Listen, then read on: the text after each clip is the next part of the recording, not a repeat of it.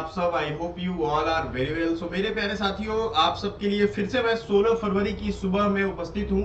Daily सुबह 8 बजे ये सेशन जो है स्टार्ट हो जाता है। आप कोई भी एग्जाम दे रहे हो, आप सबको इस एग्जाम में बहुत सारा करंट अफेयर्स आता है। अगर आपने प्रीवियस ईयर क्वेश्चन नहीं देखा है तो जाकर के देखिए, आपको एहसास होगा कि करंट अफेयर्स का क्या रोल है, कितना ज्यादा सवाल इससे आ रहा है। ठीक है। जो भी बच्चा लेट से ज्वाइन करेगा उनका कुछ ना कुछ छूट जाता है। 8 बजे हमें हर हाल में ये सेशन ज्वाइन करना है और दूसरे बच्चों को भी शेयर करना है ताकि वो ज्वाइन कर पाए। अब आई थिंक आपको ये सब क्लैरिटी आ गया होगा और हम ये सेशन स्टार्ट करते हैं। ठीक है। मेरे प्यारे साथियों, चलो बिना वक्त गंवाए ये सेशन हम लोग स्टार्ट करने वाले हैं। अपने दोस्तों के साथ शेयर कर दीजिए। हमारा जो क्रैश कोर्स ज्वाइन करेंगे उनको क्या करना है, कूपन कोड अप्लाई करना है, 50% ऑफ हो जाएगा। उनको खुद ब खुद सारी चीजें उनको मिल जाएंगी। ठीक है। सभी लोगों को very good morning, very good morning. और गुड मॉर्निंग के साथ साथ सारी क्लासेस आप लोग ज्वाइन कर लो, क्योंकि यही वो क्लास है जिससे आपका रिजल्ट तय होगा। समझ में आ रहा है ना? रिजल्ट नहीं होने का सबसे बड़ा कारण यही रहता है, कंटिन्यूटी नहीं रहना। ठीक है। तो मैं कंटिन्यू हूं, अगर आप कंटिन्यू हो तो रिजल्ट आपका हो जाएगा। और जैसा मैंने कहा है 50 क्वेश्चन, मतलब 50 क्वेश्चन में करवाऊंगा। ठीक है। पीडीएफ इसकी चाहिए तो टेलीग्राम पे आपको आराम से मिल जाएगा। 75 डेज का ये टारगेट था, जिसमें बीच में फॉर्म आने की वजह से बच्चों को दिक्कतें आई थी, वो फिर से रिज्यूम हो चुका है। अलग अलग टाइम टेबल है क्लास का, वो जरूर देखिएगा। चलिए, नंद किशोर यादव को किस राज्य की विधानसभा का अध्यक्ष चुना गया है? तो ये बिहार के विधानसभा अध्यक्ष चुने गए हैं नंद किशोर यादव। किस देश ने सामाजिक विकास आयोग यानी economic and social development commission उसको कहते हैं, 62वें सत्र की अध्यक्षता की है? तो ये भारत ने इकोनॉमिक एंड सोशल कमीशन जो होता है, सोशल एंड इकोनॉमिक कमीशन, इसकी 62वें सत्र की अध्यक्षता की है। भारत मौसम उपग्रह इनसैट 3DS, ये जो है भारत का इसरो लॉन्च कर रहा है बाई इसरो।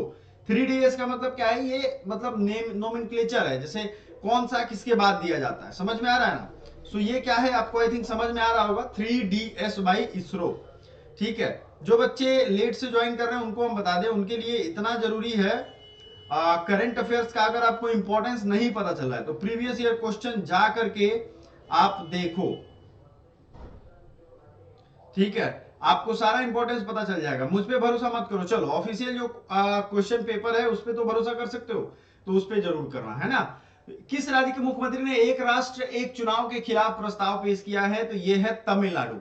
ठीक है। आज हम अपने पेड वाले बच्चों की मेंटरशिप करने वाले हैं कि अभी से लेकर के कैसे वो अपनी तैयारी कंप्लीट करेंगे और एग्जाम देंगे, कैसे मॉक टेस्ट लगाना है, सब कुछ कैसे करना है। क्योंकि देखो, बच्चों को टाइम टू टाइम मोटिवेशन की जरूरत होती है, वो लेस मोटिवेटेड हो जाते हैं इसलिए। ठीक है। हिंदी में भी है, इंग्लिश में भी है, बच्चों देख लो।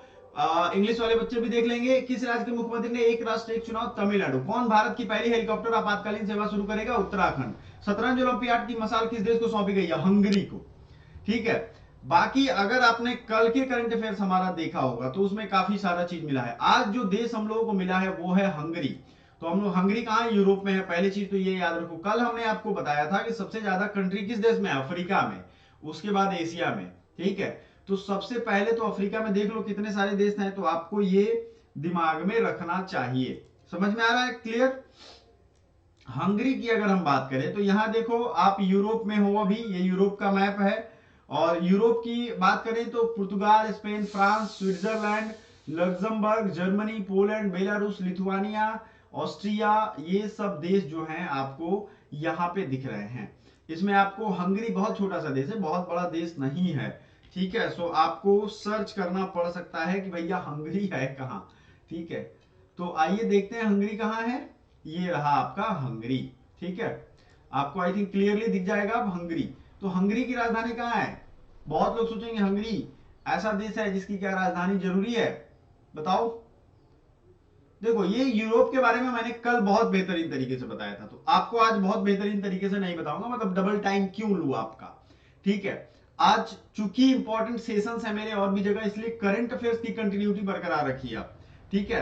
करंट अफेयर्स आपको पढ़ना जरूरी है। सबसे पहले सी साइड, हमें बताओ ब्लैक सी को कौन कौन से कंट्रीज घेरते हैं? बुल्गारिया, रोमानिया, रसिया, यूक्रेन, जॉर्जिया और टर्की। और हमने इसका ट्रिक क्या दिया था? RUBGT दिया था ना। आई थिंक आपको याद होगा जो बच्चे पहली बार भी देख रहे हैं उनको भी बता दे। गुड मॉर्निंग एवरीवन, सबको ये ट्रिक याद रखना है, ठीक है। ये नहीं सोचना है कि ये ट्रिक फालतू है, क्यों याद करें इसको। याद करना इसलिए जरूरी है क्योंकि एग्जाम में पूछ रहा है भाई, मेरे लिए थोड़ी ना याद करोगे।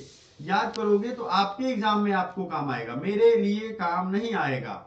सो ब्लैक सी मतलब काला सागर, कुछ लोग कहते हैं इसको, याद रखिएगा ब्लैक सी है। हर अंग्रेजी का हिंदी नहीं होता है और हर हिंदी का अंग्रेजी भी नहीं होता, ठीक है। सो आपको ये चीजें ध्यान रखनी है, सही है, स्टाइल अपना। सो क्वेश्चन हम लोग स्टार्ट किया जाए क्या अभी? कोई हाँ ना में जवाब नहीं दे रहा है, मतलब क्वेश्चन स्टार्ट करने की आवश्यकता नहीं है। सो चलो, रब जीटी का ये फॉर्मूला याद रखिएगा, R for Russia and Romania, Ukraine, Bulgaria, Georgia and Turkey. और सारे देश आपको यहां दिख रहे हैं, ऐसा नहीं है कि नहीं दिख रहा है। कैस्पियन सी याद रखिएगा, ब्लैक सी में डी नाम से जितनी भी नदियां हैं, डैन्यूब, डायनेस्टर, नाइपर, ये सब में डी है शुरू में, ये सब ब्लैक सी में गिरती हैं। और इसी के बगल में एक छोटा सा सी है जिसका नाम है सी ऑफ अजोब, सी ऑफ अजोब है ये, ठीक है, ये यहां याद रखिएगा। ये क्या है? सी ऑफ अजोब, है ना। सो आपको ये ध्यान रखना है। नेक्स्ट जो है आपको बता दें, ये हो गया हमारा कैस्पियन सी। कैस्पियन सी के पास कौन कौन से देश है देख लो, आपको बता देते हैं। ये है अजरबैजान, ये हो गया आपको, ठीक है। नेक्स्ट जो है ईरान है। ईरान सबसे बड़ा कंट्री है, यहाँ प्लेयर भी है ईरान। ईरान एक ऐसा देश है, एक तरफ ये जो है इस तरफ फारस की खाड़ी है या पर्सियन गल्फ है, और ये जो है कैस्पियन की खाड़ी है। तो इसमें तुर्कमेनिस्तान है, उज्बेकिस्तान नहीं है, तुर्कमेनिस्तान। और कौन सा देश है? कजाकिस्तान, है ना। बात समझ में आ गया? अजरबैजान, समझ में आ रहा है ना क्लियरली। सो क्वेश्चन जब शुरू करना होगा बता देना, वैसे मैं क्वेश्चन स्टार्ट करूंगा, आपको ये क्लियरली समझ में आना चाहिए जो मैं अभी पढ़ा रहा हूं। सो मेरे प्यारे साथियों, क्या मेरी ऑडियो वीडियो सब कुछ क्लियर है ना? क्योंकि बहुत लोग जवाब नहीं दे रहे हैं, इसलिए मैं पूछ रहा हूं। हमेशा याद रखिएगा, भारत की आज बात हुई थी तो तमिलनाडु की बात हुई थी। देखो, आपको भारत के बारे में कुछ स्पेशल बात बता, वेस्टर्न घाट का आपने नाम सुना होगा। वेस्टर्न घाट, देखो हमारे अगर घाट की बात करें या जो समुद्र की साइड की बात करें तो दो तरफ से समुद्र है, इनके डिमार्केशन पढ़ लो। इस पूरे को वेस्टर्न घाट कहते हैं, पूरे को। समझ में आ रहा है आपको? क्या कहते हैं?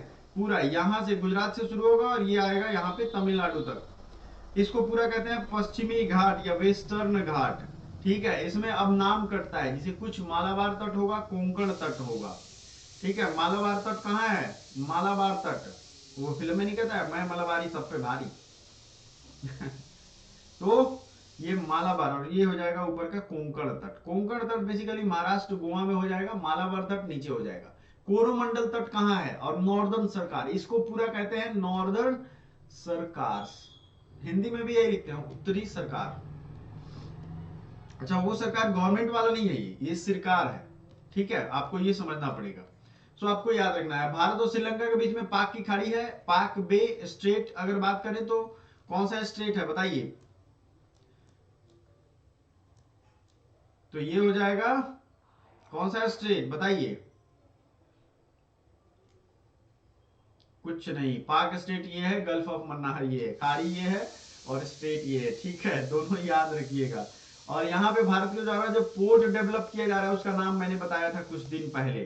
सो प्लीज हमें बताइएगा इसके द्वारा जो पोर्ट डेवलप किया जा रहा है।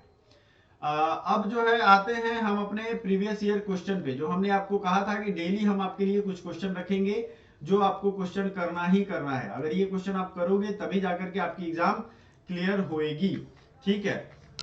चलो, सो भैया आ जाओ बिना वक्त गवाए, कौन सी झील कश्मीर में नहीं है? इस क्वेश्चन को जल्दी से कंप्लीट करो।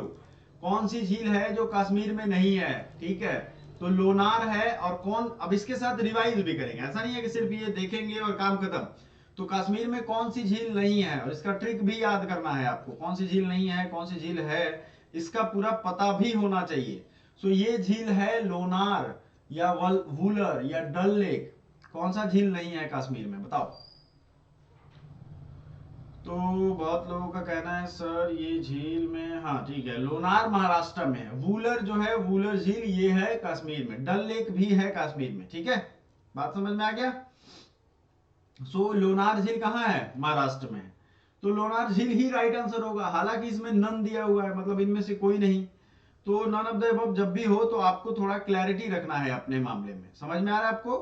क्या क्या क्लैरिटी रखना है बताइए, क्या क्लैरिटी रखना है? नन ऑफ द अबव अगर दे रहा है तो क्या क्लैरिटी रखना है? कौन सी झील कश्मीर में नहीं है? क्लैरिटी मतलब सारे ऑप्शंस अगर पता होंगे तो इजी होगा, और वो होगा रीडिंग से। अगला क्वेश्चन देख लो। अगला क्वेश्चन क्या है? कर्क रेखा कहां से गुजरती है? छत्तीसगढ़, गुजरात, राजस्थान। कर्क रेखा यानी tropic of cancer passes through which state? Chhattisgarh, Gujarat, Madhya Pradesh या इन सभी? इसका मैंने ट्रिक दिया था।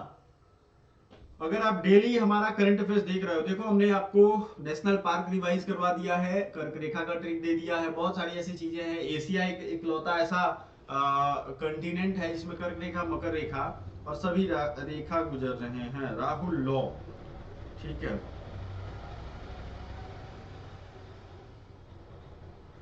हाँ जी, बताइए कौन सा राइट आंसर होगा?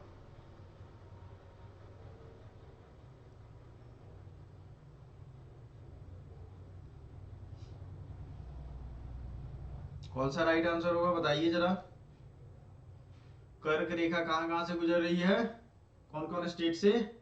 छत्तीसगढ़, गुजरात, राजस्थान। मैंने इसका ट्रिक क्या दिया था? इसका ट्रिक याद है किसी को? नहीं याद होगा, क्योंकि आप लोग पढ़ोगे तब याद हो जाएगा। और आज आपको मैं नेशनल पार्क भी अगर आपकी डिमांड होगी तो रिवाइज करवा दूंगा।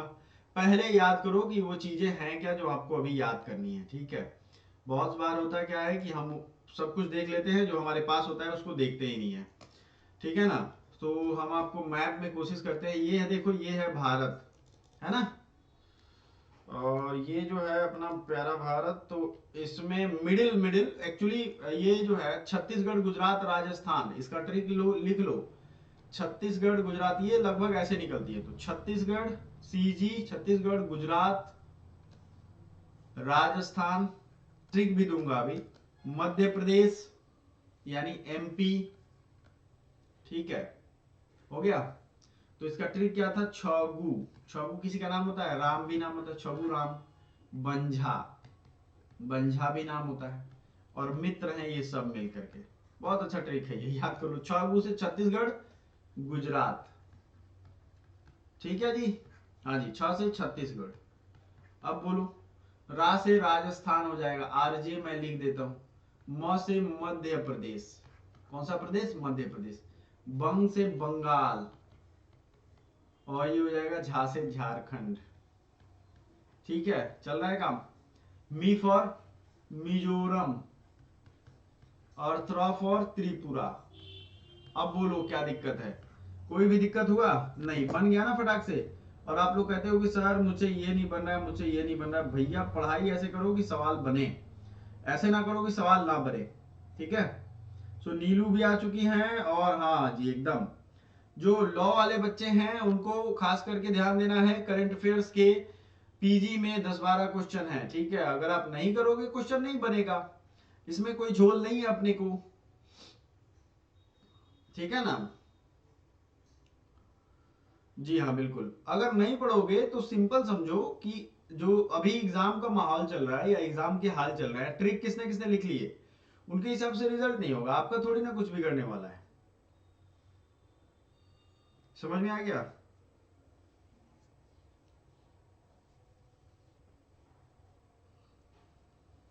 सो आपको ये ध्यान रखना है। इंग्लिश लैंग्वेज की अगर तैयारी कर रहे हो तो कैसे पढ़ना है, क्या पढ़ना है, ये सब हमने आपको बता दिया है, ठीक है। सो आपको इंग्लिश लैंग्वेज की तैयारी करनी है। आज से बीएससी और एमएससी के जो भी गाइडिंग वीडियो है वो सब तो आएंगे। करंट अफेयर्स सबके लिए जरूरी है। करंट अफेयर्स का क्या रोल है, एक ये वीडियो, एक्चुअली जो पीजी वाले बच्चे हैं उनको तो करंट अफेयर्स के बारे में काफी कुछ पता है, वो पढ़ते भी हैं। लेकिन जो यूजी वाले बच्चे हैं उनको थोड़ा इससे दूरी है, तो उनके लिए ज्यादा जरूरी है। और ये करंट अफेयर्स की दूरी अभी मिटानी है, ठीक है। चलो भैया आगे बढ़ा जाए अगले क्वेश्चन की तरफ। आपने नोट कर लिया है, मुझे अच्छा लगा। अब देखो, आपको हम रिवाइज करवा देंगे। एक एक चीज मैंने ट्रिक से बताया हुआ है आपको, ठीक है। एक एक क्वेश्चन बताया। पेशेंट सेफ्टी डे कब है? 17 सितंबर को, ये एक रिवाइज कर लो। अब गांधी जी की मदर का क्या नाम था, गांधी जी की माता का क्या नाम था? बताइए, name of the Gandhi ji mother. इनकी माता जी का क्या नाम था, गांधी जी की माता का नाम? ऑप्शन आपको यहाँ दिख रहा है। सब लोग लाइक कर दिए हैं क्या सेशन?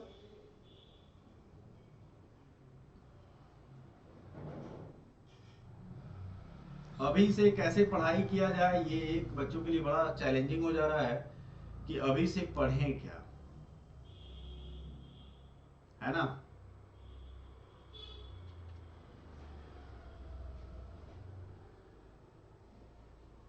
तो क्या इस पे एक सेशन चाहिए?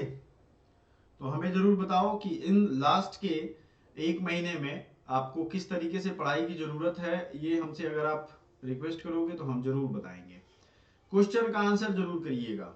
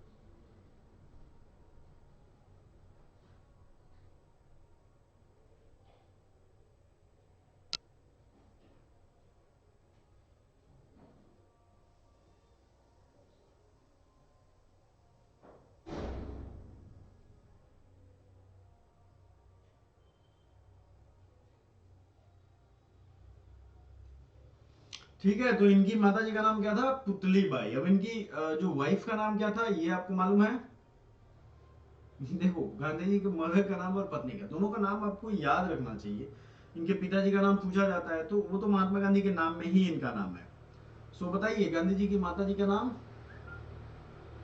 कस्तूरबा गांधी उनकी पत्नी थी, पुतली बाई उनकी माता थी। अगला क्वेश्चन, ये इसका राइट आंसर कौन सा होगा? Putli Bai. Name of the Gandhi ji की माता का नाम पुतली बाई। नेक्स्ट क्वेश्चन देख लेते हैं। ये क्वेश्चन जो है आपको इंग्लिश में अभी दिख रहा है, इसको हम हिंदी में आसान कर देते हैं। Red root of sugarcane, मतलब जो शुगर केन होता है, गन्ना, उसमें जो लाल रंग की जंग टाइप लग जाती है, वो कौन सी वायरस या बैक्टीरिया की वजह से होती है? Colletotrichum, falcatum, Pythium, debaryanum, पकीनिया।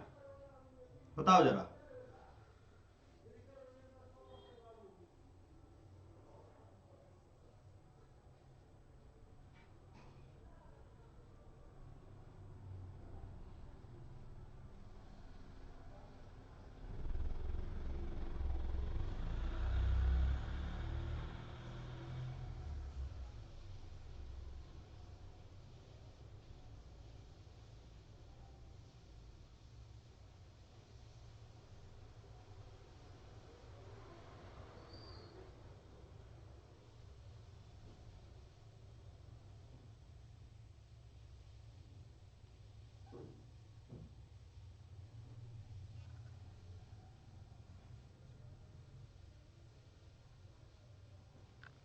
बताइए।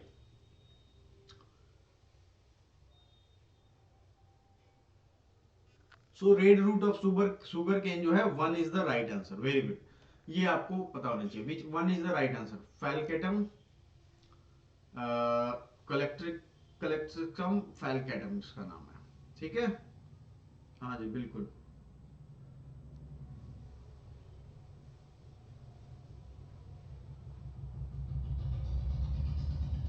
चलो नेक्स्ट जो है उसका ध्यान रखते हैं हम अगले क्वेश्चन का। अगले क्वेश्चन में क्या कहा जा रहा है? Which one of the following is oldest Veda, इनमें से सबसे पुराना वेद कौन सा है? जल्दी से इसका क्वेश्चन का आंसर बताइए। इनमें से सबसे पुराना वेद कौन सा है? ऋग्वेद, सामवेद, यजुर्वेद या अथर्ववेद? और सब वेदों की खासियत आपको मालूम है, ये भी हम डिस्कस कर देंगे। क्योंकि एक क्वेश्चन से जुड़ करके 5-6 क्वेश्चन पढ़ोगे आप, तब जाकर के आपको क्लैरिटी आएगी, है ना। नहीं तो क्लैरिटी नहीं आती है। बात समझ में आ रहा है आपको? क्लैरिटी तब आती है जब एक क्वेश्चन से जुड़े हुए कई सारे क्वेश्चन को आप पढ़ते हो। ये कैसे होगा? तो which of the following is the oldest Veda, बताइए कौन सा वेद जो है वो ओल्डेस्ट है? Rigveda.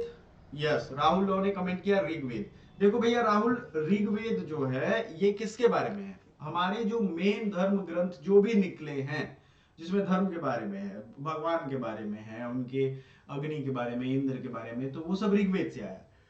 Samaveda basically music, dance, इनको डेडिकेटेड है। आप सोच रहे होंगे आखिर म्यूजिक दुनिया में आया होगा तो कहीं ना कहीं से तो आया होगा भाई। तो सबसे पहले जो विद्वान लोग थे उन्होंने इसको लिखा सामवेद।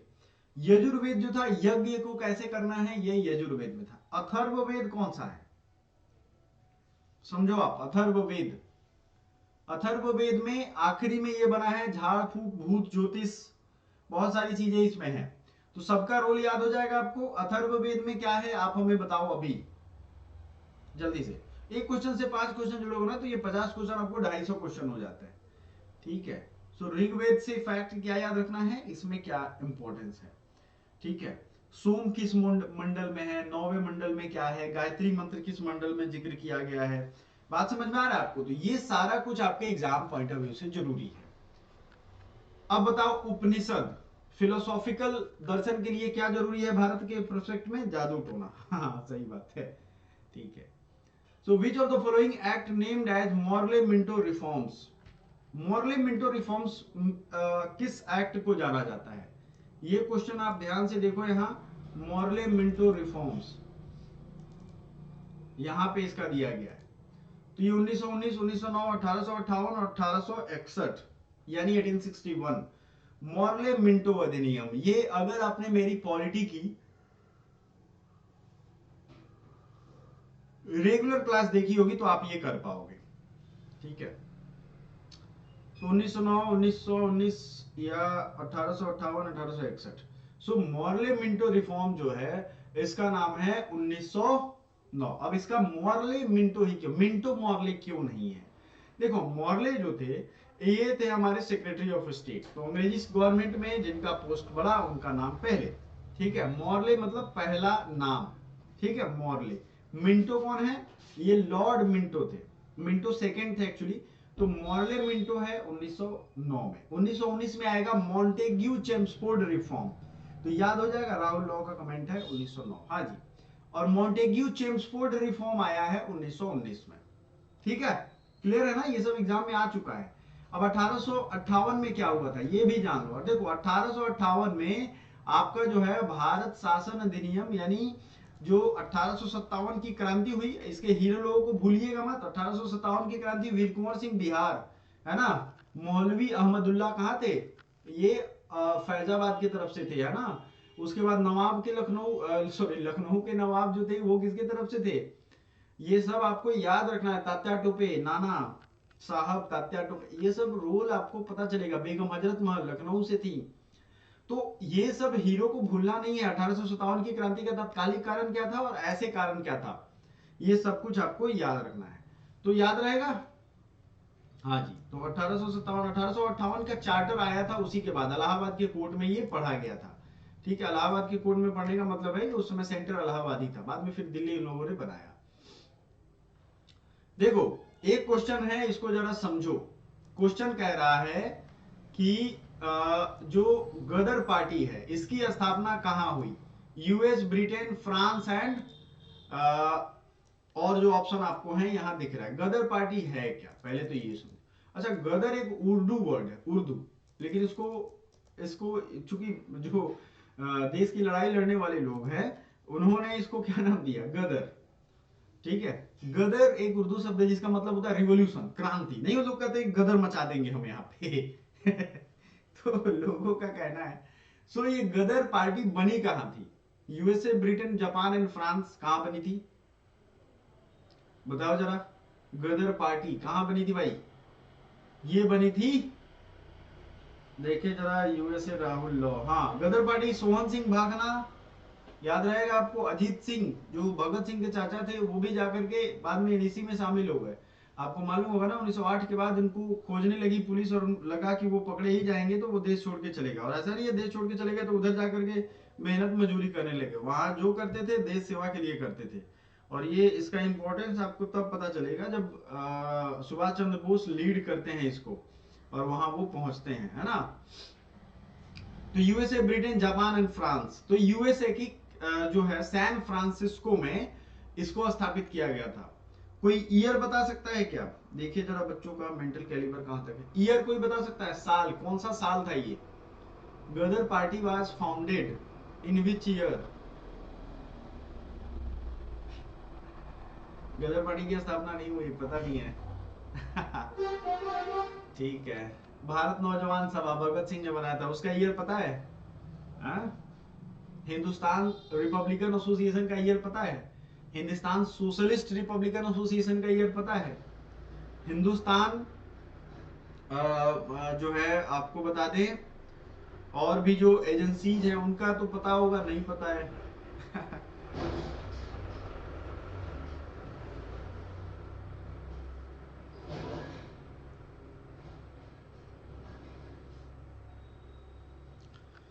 देखो भैया, समझ में आना चाहिए क्वेश्चन कहां से आया। ब्रिटेन को तो आपने देखा ही है मैप में, जापान जो था वो तो हमारी तरफ से ही लड़ रहा था बेचारा। अगला क्वेश्चन जो है इसको समझना चाहिए, ये बड़ा अच्छा क्वेश्चन है और इसको डिटेल इसका जरूर जानिएगा। सिर्फ क्वेश्चन कर लेना बहादुरी नहीं है, इससे रिलेटेड जो एक्स्ट्रा फैक्ट्स हैं उसको भी समझना है। पूना पैक्ट कब साइन किया गया था और पूना पैक्ट था क्या, ये दोनों चीज। 1932, 1933, 1934, हो सकता है आप इसका आंसर कर दो, आपको पता हो, लेकिन पूना पैक्ट याद रखिए।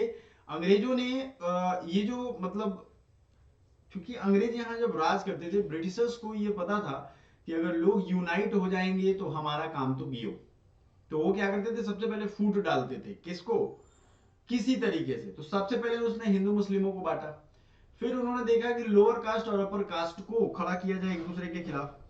तो उन्होंने एक बिल, मतलब 1935 के अधिनियम से पहले 1919 में ही उन्होंने डिमांड स्टार्ट करवा दिया था कि हम हरिजन, मतलब जो आपको बता दें, शेड्यूल कास्ट है उनके लिए, या जो लोअर कास्ट है उनके लिए कुछ रिजर्वेशन देंगे, उन्हीं के लोग चुने जाएंगे उनके ही वोट से, मतलब उसमें कोई और वोट नहीं देगा। तो ये तो डायरेक्ट रिप्रेजेंटेशन हो तो जाएगा, लेकिन ये तो फुट डालो शासन करो वाली नीति हो जाएगी उनकी। गांधी जी बोले कि नहीं, ये बात गलत है, ये हर बार सोसाइटी को बांट दे रहा है और इनका चलने लग रहा है। इसकी वजह से 3 राउंड टेबल कॉन्फ्रेंस हुए थे, याद होगा, 1930, 31, 32। तीनों में डॉक्टर भीमराव अम्बेडकर ने शामिल हुआ, लेकिन गांधी जी सिर्फ दूसरे राउंड टेबल कॉन्फ्रेंस में गए थे। किसमें गए थे? दूसरे राउंड टेबल कॉन्फ्रेंस में, याद रहेगा ना। दूसरे राउंड टेबल कॉन्फ्रेंस में जो है कांग्रेस और बाकी लोग गए थे। अच्छा, एक चीज और है, ये भीमराव अम्बेडकर और उनकी जो टीम थी वो तीनों में गए थे। ठीक है। आपको ये ध्यान रखना है कि पूना पैक्ट जो है 1932 में साइन किस लिए हुआ था। जब उन्होंने दे दिया तो गांधी जी ने कहा नहीं, वो भूख हड़ताल पे चले गए और उन्होंने कहा कि हम आपको अपने में से ही प्रतिनिधित्व देंगे, अपने में से ही सीट देंगे, लेकिन आपको जो है पूना पैक्ट साइन करना है 1932 में। समझ में आ रहा है बात?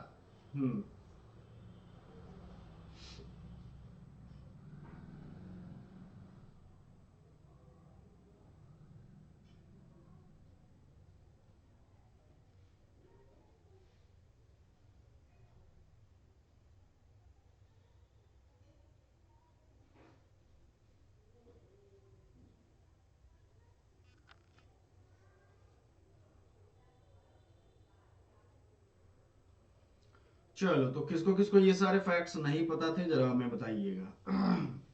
और एक सेशन ऐसे ही इवनिंग में हम लेते हैं 8 बजे। 8 बजे वाला सेशन कुछ दिनों से डिस्टर्ब चल रहा था, आज से फिर से वो चालू होगा आपके एग्जाम के एक दिन पहले तक, और जो यूजी वाले बच्चे हैं उनके लिए भी।